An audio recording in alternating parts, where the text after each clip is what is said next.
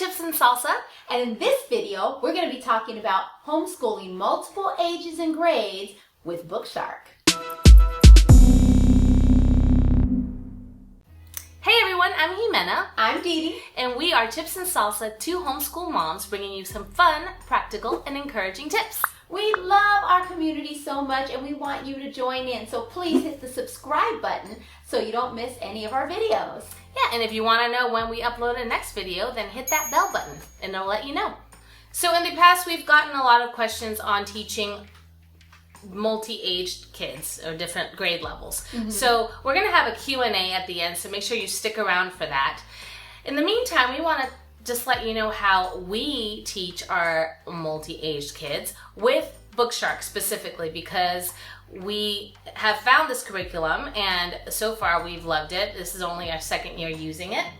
But the reason why we liked it is because it does actually cater to teaching different aged kids. Yeah, you don't need a curriculum like this, but we were so excited to find Bookshark because it's designed the way we were already arranging our homeschool, which is to have history all together, to have science all together, to read books aloud together that are focused on a certain theme.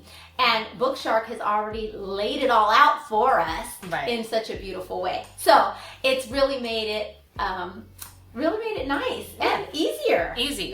I mean, our planning has gone way down. Yeah. Which is what we like. I do like planning with you guys. Well, level 6 Bookshark is geared towards ages 11 through 13. And they put the ages because it's not about the grade as much as at certain ages you can obviously comprehend certain things better or perform better, but really grades are arbitrary. Yeah, it's important not to look at the level as a grade because then you're going to be confused. Yeah. So definitely look at the age ranges when you're looking at Bookshark different levels. Oh yeah, that's good because we're doing level 6, but that doesn't mean we have all 6th graders. Right, exactly. Yeah, it doesn't go like that. No, in fact, I have a 14-year-old. I have a high schooler this year, and I decided to just stick with level 6. We met some ladies at Bookshark at this event that we went to, and they really just set my mind at ease and encouraged me that, you know, one of the things she asked me was like, "You're still learning, right?" And I was like, "Yes, I'm learning a lot," you know, and you're like in 30th grade. So, exactly. I should have level 250.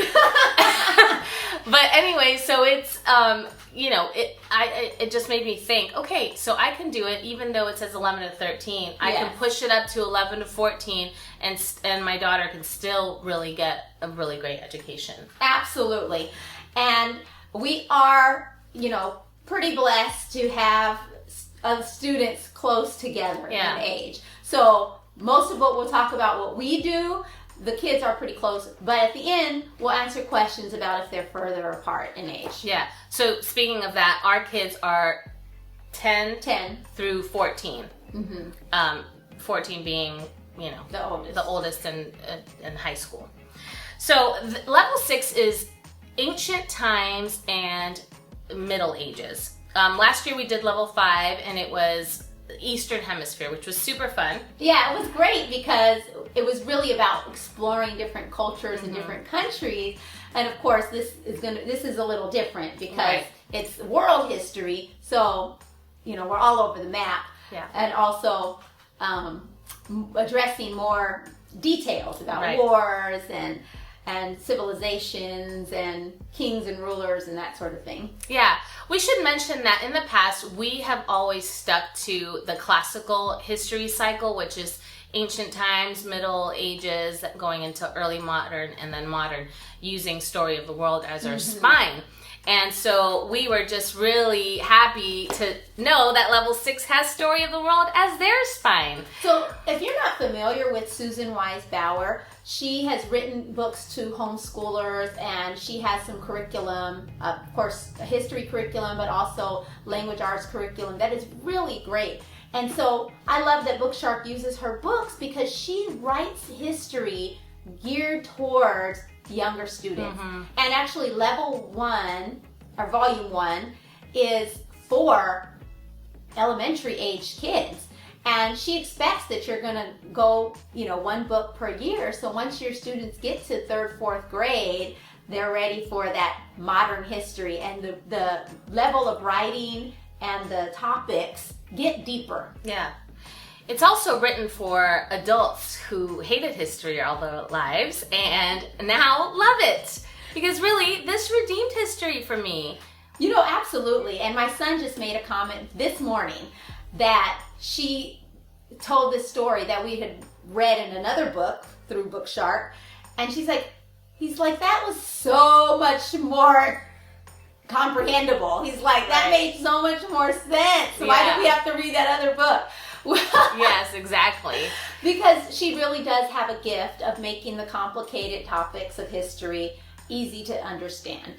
Right. So right now, as our kids are growing up, what we really want, this is the beauty about homeschooling. We're not so much focused on everything they know, but really giving them an enjoyment for learning, right? So if we give them a good foundation, which I think we have, this is already, it's my 2nd cycle on ancient times. It's your 3rd or something. At least 3rd. Yeah. So they have a pretty good foundation, with history, because we have kept it fun and light. And I think that's the key to remember, is that we don't want to present all this rigor as it being, okay, this is your age level, and then they lose all interest in history, which is what happened to me. Yeah. And so what's beautiful about Bookshark, obviously, with the name, you're devouring lots of books, but the books are about that same time period. Right. They're about those same topics in history. So right now we're studying Greece, and we're reading books set in Greece. We're reading about the Trojan War.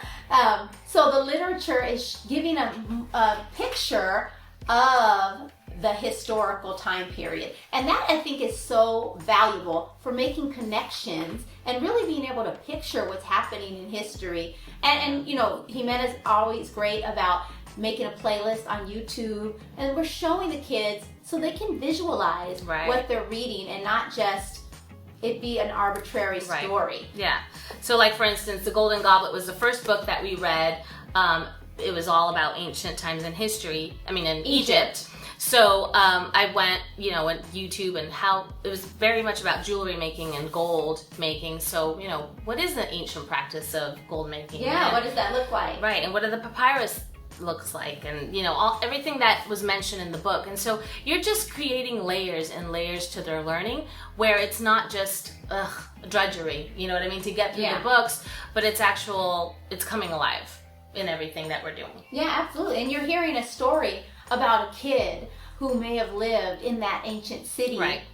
That means a whole lot more than, there was this ancient city. Right. Exactly. Yeah. So anyway, going back to our multi-age topic, this is interesting for everybody. Right. No matter what age you are, right? Absolutely. And the older ones are still learning and still getting layers. And learning is about layering. That's what I call it. It is. And so maybe the younger ones are getting exposed to it for the first time, or they were so small when we went through Story of World the first time, they don't really remember some stuff, and now, I kind of remember, okay. Right. And it's great for the younger ones to be able to explain to the older ones, to explain to the younger ones what's going on from their understanding and their knowledge. Right. So history is pretty easy, right? We can all get together, gather around, and read a history lesson, read a few chapters from Story of the World, read a few chapters or pages from this Kingfisher encyclopedia that it also comes for, and also watch documentaries. So that's something you could all do together, no problem. Yeah, and then we like to supplement our history with our co-op activities. So our co-op is also in the theme of whatever that history was. So we introduce food from that culture or that nation. We introduce music, art, and have a book club style discussion where we do some scrapbooking and discussing the characters, the themes, and that sort of thing.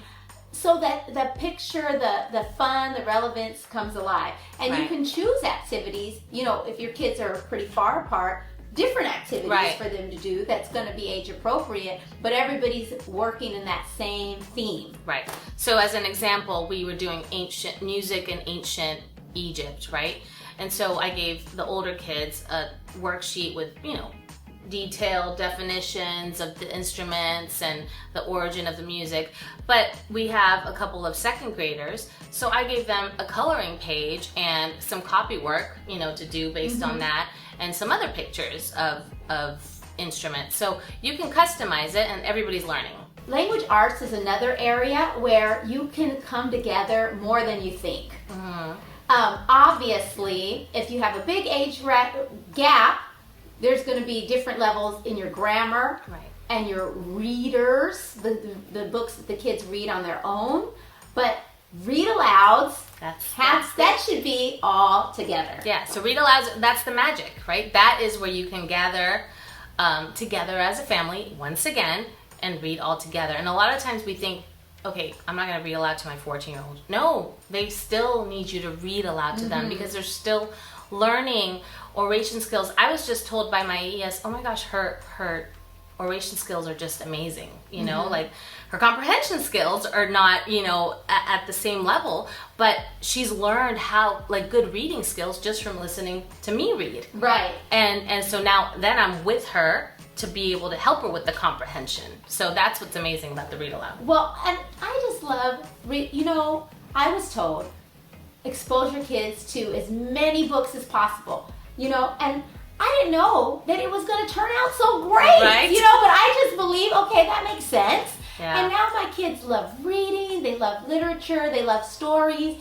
and it's because I invested in that time when they were little. We just got, it was circle time, and as they got older, it was different. Sometimes it's audiobooks in the car, it's gathering on the couch, but even, like you said, the older they get, they still need that time. And we're experiencing a story. We're experiencing something together. Yeah. It sparks so many conversations. It sparks so much creativity, connections with different things that they know already or that they learned or that they read in other stories.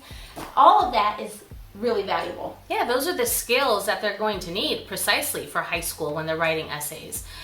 College, when they're thinking about, well, what were really the origins, of this war, or what was good about this war, or what, when they're asking their opinion.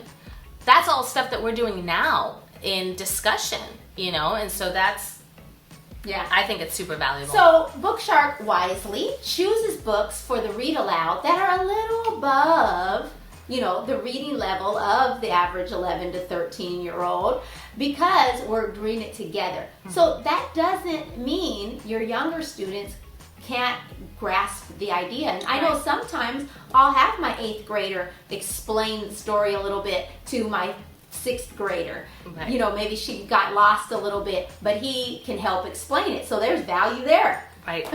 But the readers are either at their level or even a little under. Yeah, so they're reading this one, Theris and His Town, and this is pretty easy. It's a light read, yeah. So, which is great because the book right before it was pretty challenging. Right. And so they were happy actually to get a book that was a little under their reading level, and they can just read it and enjoy it and get the picture of what Greece is like through the eyes of this story. And there's nothing wrong with reading under your reading level. Like, it's not like that's going to make them regress or anything. Oh, no. If anything, I mean, I'm reading under my reading level or below my reading level by reading some of these books with them, and I'm learning so much, and I'm filling in a lot of holes that were there in my childhood. Right. Well, and reading should be something that's enjoyable, and it's not always enjoyable to read books that are hard to comprehend. Yeah, no. So but not all the books are easy. Right. This one I think is about at their reading level. Right. Black Horses for the King, and so they'll be a little more challenging for some of the older students, and for the younger students, sometimes I'll get an audiobook if they need that help. Also, just lots of discussion. Yeah. And sometimes even reading like the first chapter together and then kind of setting them loose really helps. Because Yeah. I find the first chapter of a lot of books is really bogged down, and then you kind of get the language and you're fine for the rest of the book. And Bookshark gives you a little introduction to the history or what's going on in the book that really helps, I think. Yeah. So there's also poetry in the language arts, and poetry, I mean, that's multi-aged. Oh, period. Absolutely. So we have this giant book of favorite poems, old and new. Now, Bookshark has, you read one a day, and we actually haven't done it that way. We do something else in our co-op, and we're actually making a whole other video about it. So check that out when it comes out. We do poetry and tea, and we do an in-depth analysis of a poem. And so as far as, different levels, we're teaching our kids to analyze at their level. Science is a great subject to do all together. Science is awesome to do together, because even if the younger kids maybe don't want to look at all the pictures or listen to all the reading, there is so much fun in hands-on science. Yeah, experiments. Even videos are super fun to watch. Especially today, they have some great science guys out there. Oh, yeah. We used to have Bill Nye, Right. Oh, he's on YouTube. Yeah, he's still there. When there's lots of little cartoons, which even the older kids like to watch, but it's geared obviously to elementary kids, and it's fun. I use those a lot. Yeah. So this year in Bookshark, it's more of a survey, so they're doing a little bit of chemistry, a little bit of biology, a little bit of physics, a little bit of earth science. But I'm actually liking it. I was a little bit nervous at the beginning that it was stuff we've already done, because we do the cycle. So we've been through biology and chemistry and physics. And so coming back around at this time to chemistry with this book has been, a little step deeper. And in the elementary and junior high levels, your science doesn't have to be mastery necessarily of the subject, but more of an introduction and giving you a basic foundation for the subject, because your science, that comes in high school and college. Depending on what your career is going to be, you may not even care about science past high school. So, but you want to have a good understanding of science in the world, because we live here in the world, right? You want to know how things work. Yeah, so you don't need to know all the nitty-gritty, but you should have fun with science. Hey, so one of the things that we've done to make it fun is we're actually, DeeDee here is leading a lab, because she's the science nerd between us. And you should have seen how excited she was about balancing equations. But anyway, so it's, it's really great to have that support, because they're able to sometimes it's hard to take out all the stuff for an experiment. For Especially one kid. Right. So we're like, okay, let's do it together. And it just makes it fun. And then everybody learns and everybody's involved. And so we were able to do that. So definitely that's something that you could do if you have multiple kids is, okay, we're going to make do an experiment together. And no matter the age, everyone can watch and have fun. Yes. And, we'll just put a plug in for our co-op video. If you're not already part of a co-op, you can start a co-op, and a co-op's a great place to do the things that you dread doing at home. Exactly. So if you don't want to do the science, find a mom or family who does like science and do it together. Maybe just doing it together will make it more fun. So co-ops are really great for that. So check out our video about co-ops. Yeah, last year, level 5 had sex ed and puberty in, the curriculum. It was biology. So we actually did that together, and we split up the boys and the girls as a co-op. We did it, and it was so awesome. If you haven't checked out our video on teaching middle school sex ed, check it out, because that was pretty successful. It really was, and it's so valuable to have other moms to do this with. Yes. Not only for us to lean on each other, but for the kids to feel that safety and to feel like it's not all just coming from their parents. Absolutely. Q&A time, and we're going to answer 3 of the most common questions that we get. And number 1 is, what if I have really small children? Like toddlers, babies, even up to, preschool, maybe even kindergarten. Right. obviously it's a challenge, but you can do it. Yes. You just have to have a plan of action. Number one key, routine. Yes. Everybody's big on routines, especially toddlers. We already know that. So if you have it where, okay, you know when their naps are, you know when they're cranky, when they're the most awake or alive during the day. So you plan for that, right? So maybe in the morning they're still kind of waking up. Maybe in the morning they watch Sesame Street or a show. So there's so many educational shows that are amazing. My kids learned so much from those. Yes, I want to just relieve all guilt or any pressure that you're feeling about letting your kids watch TV. There was seasons in my life with my 4 kids in 4 years that I leaned on those educational cartoons heavily, and we're not destroyed. No. Everything's good. It was valuable. My preschoolers learned how to the phonics, how the sounds, how to do the alphabet, how to Super wide. sort colors. Yes, they learned so much from those shows. So maybe you make an hour or 2 of TV time for your preschoolers or your kinder, even first graders. That is part of their school day. That's part of their routine, and they know, they're going to get to watch those shows, and then they're going to go and do some other stuff. Yeah, and utilize your subscriptions. Utilize Netflix, Amazon Prime, YouTube. There's so many free things that are, seriously, there's a crazy amount of things. And even if you're doing, let's say, ancient Egypt, you're going to find a crazy amount of documentaries for preschool age kids on ancient Egypt. Yeah, I feel like I don't even know what little kids are watching these days, but I do see a lot of kids on YouTube and just like flipping through videos, and I would say try to make it a little bit more intentional and educational and longer. Yeah. Like a 30-minute show versus, these 5-minute quick videos, because it's different. Right. And we're also in the age of technology where you can get apps. There's some really great math apps, different games, puzzle apps, things that teach in biology. I know there's one where you can put where all the body parts go. There's so many things that you can do for all ages with apps. So utilize your technology. Why not? Yeah. The other thing with the routine is to have time where they're maybe cutting or folding. There's these great little workbooks that show you fold on the dotted line, cut on the solid line, like those kind of skills they could be working on while you're teaching the other kids, while the other kids are busy.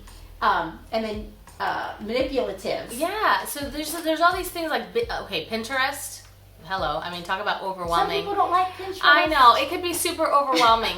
But honestly, there's some other blogs too. I just Google busy bags, busy bins.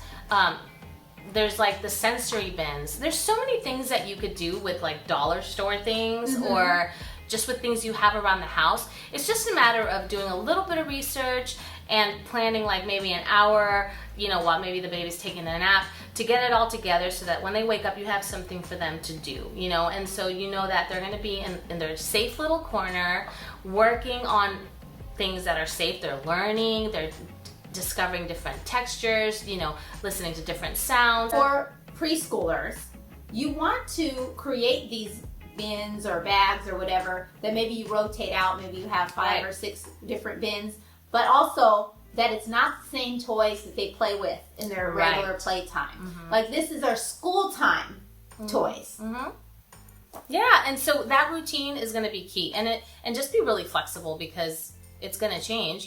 They go from 3 naps to 1, or or all of a sudden the time changes of the nap. So just have your family all being flexible and on board. And it's hard, guys. I know it's hard. It's only a season. It goes by fast. It's going to pass. Yes, it will. And so just know that.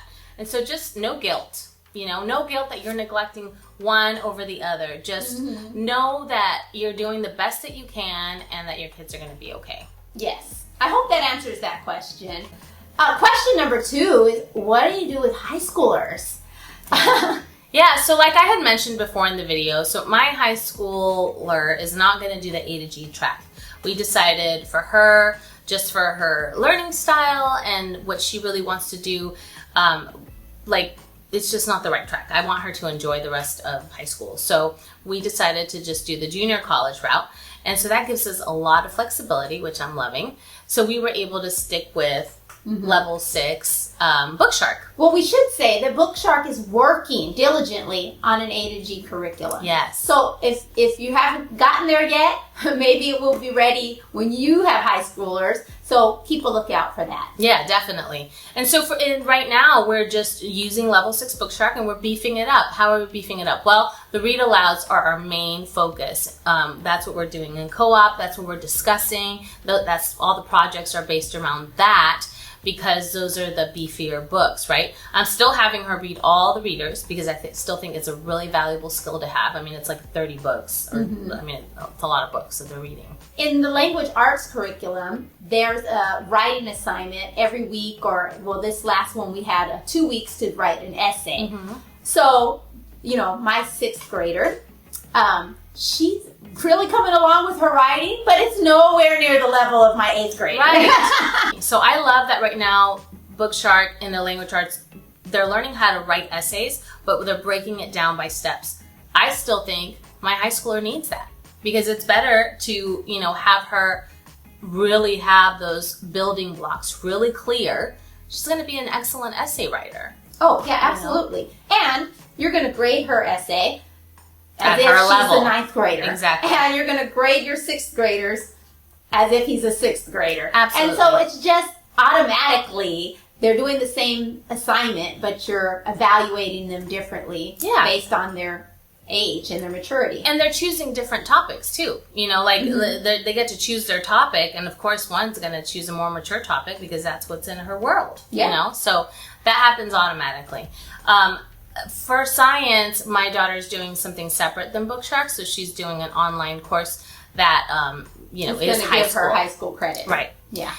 So other than that, I mean, you just have to go along with what's at their level, and I mean, that's why we've homeschooled from the beginning. Yeah. My high schooler, we decided to do online school for him in a school that's going to give him the opportunity to just play sports and do other activities, and it's hard.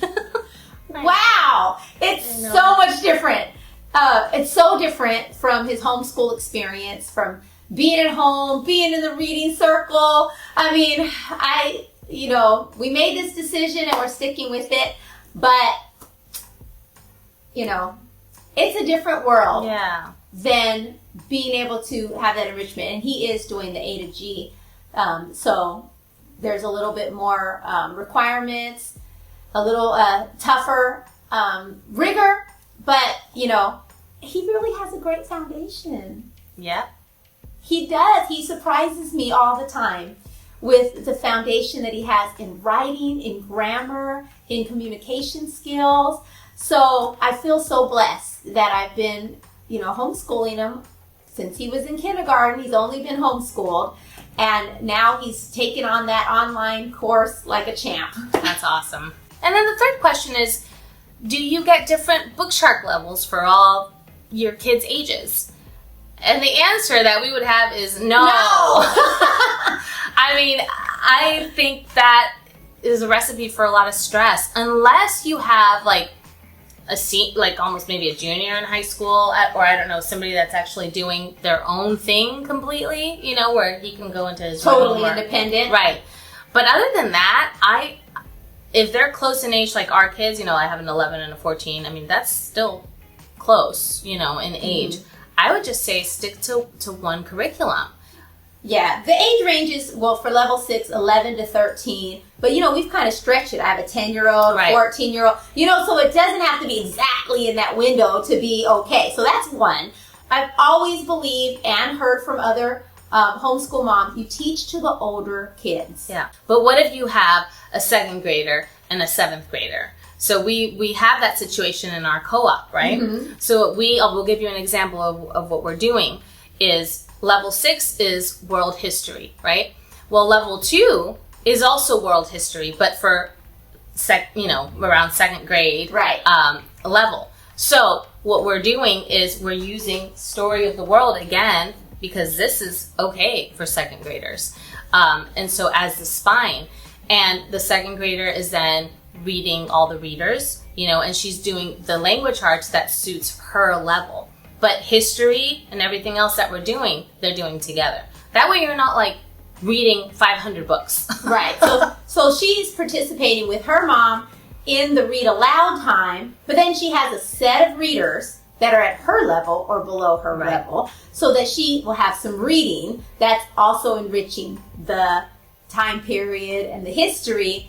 Obviously, she's not going to be reading the same reader as an 11-year-old will be reading, but that part can be separate, and it doesn't put added stress on mom. Yeah, so we would say stick to the 3 R's again for their levels. So reading, writing, and arithmetic, which is math, should be done at their level, right? Mm-hmm. So there you will need to get maybe 2 different curriculums, or 2 different levels of the curriculum. So you would get level 2 for language arts, and then, the level 6 for language arts.